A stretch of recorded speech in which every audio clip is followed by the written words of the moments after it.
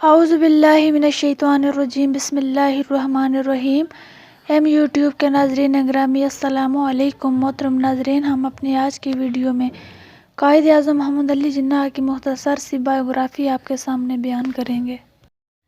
25 دسمبر 1876 کا ایک تابناک دن جب مسیح کرسمس کی خوشیاں منا رہے تھے، کراچی میں ایک تاجر پہنچا جناح کے ہاں ایک بچے نے آنکھ کھولی جس کا نام محمد علی رکھا گیا۔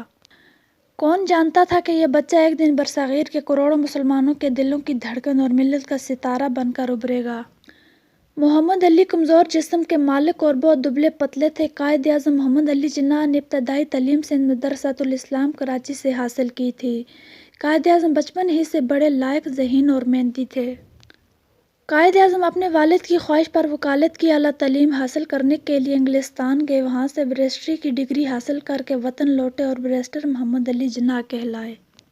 عظیم قائد نے سیاست کو باصول بنا دیا۔ جب مسلمان ہند کی قیادت کا بوجھ آپ کے کندھوں پر آن پڑا تو آپ نے انتہائی تحمل، مزاجی محنت، کوشش اور خلوص سے منتشر قوم کو تنظیم کا سبق سکھا دیا۔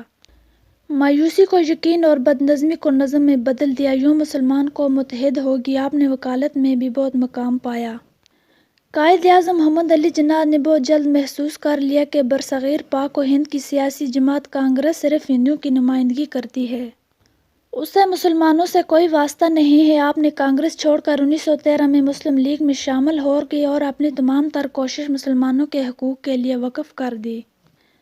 قائد اعظم نے 23 مارچ 1940 کو آل انڈیا مسلم لیگ کے سالانہ اجلاس کی صدارت کرتے ہوئے فرمایا، میرے لیے یہ اندازہ لگانا مشکل ہے کہ ہندو آخر اسلام اور ہندو مت کی حقیقت کو سمجھنے سے گریزاں کیوں ہیں۔ حقیقت یہ ہے کہ دونوں مذہب نہیں بلکہ ایک دوسرے سے مختلف معاشرتی نظام ہیں، اور اس بنا پر متحدہ قومیت کا خواب کبھی شرمندہ تعبیر نہیں ہو سکتا۔ آپ نے قوم کو اتحاد کا درس دیا۔ آپ کا عطا کردہ نعرہ اتحاد، تنظیم، یقین، محکم مسلمانوں کے لیے آب حیات بن گیا۔ آپ کی ولولہ انگیز قیادت نے مسلم لیگ کے مردہ جسم میں زندگی کی لہر دوڑا دی اور مسلم لیگ کو فعال جماعت بنا دیا۔ مسلمان پورے ہند میں متحد ہو گئے اور اپنا مقصد پا لیا۔ قائد اعظم نے مسلمانوں کی قیادت اس خوبصورت انداز میں کی کہ منزل آزادی قریب سے قریب ہوتی گئی۔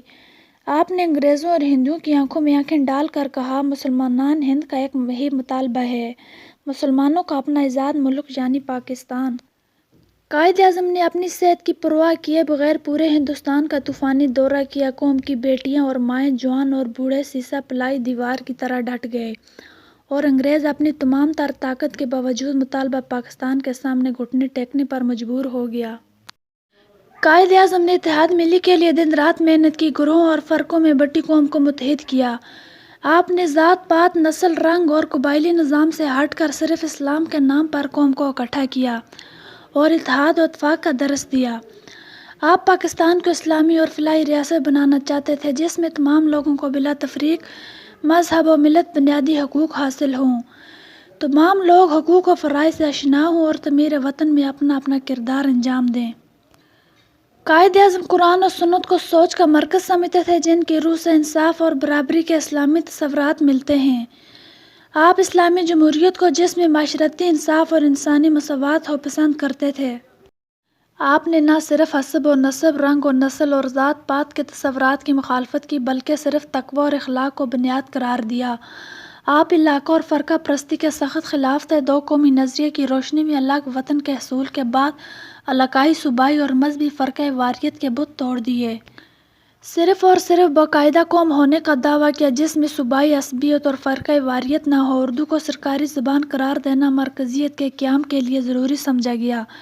اتحاد ملی کے لیے آخری دم تک مصروف رہے۔ آپ نے ملک کو متحد اور مضبوط قوت دی۔ قیام پاکستان کے موقع پر قائد نے فرمایا، ہم نے پاکستان اس لیے حاصل کیا ہے کہ اسلام کی تجربہ گاہ بنا سکیں۔ ہمارا آئین یعنی قرآن مجید 1400 سال سے موجود ہے۔ ہم نے پاکستان اس لیے حاصل کیا ہے کہ ہم اپنی انفرادی اور اجتماعی زندگیوں میں اسلام کو نافذ کر سکیں۔ یہی حقیقی تصور پاکستان ہے۔ الحمدللہ آج نہ صرف مسلمان بلکہ مسیح، ہندو، سکھ، پارسی سبھی اتحاد و اتفاق سے رہتے ہیں۔ تو ناظرین گرامی، ہم نے قائد اعظم محمد علی جناح کی مختصر سی بایوگرافی آپ کے سامنے بیان کی ہے۔ اگر ویڈیو اچھی لگے تو ویڈیو کو لائک کریں اور چینل کو سبسکرائب کریں تاکہ اس طرح کی اور بھی ویڈیو آپ کے لیے لا سکیں۔ اللہ حافظ۔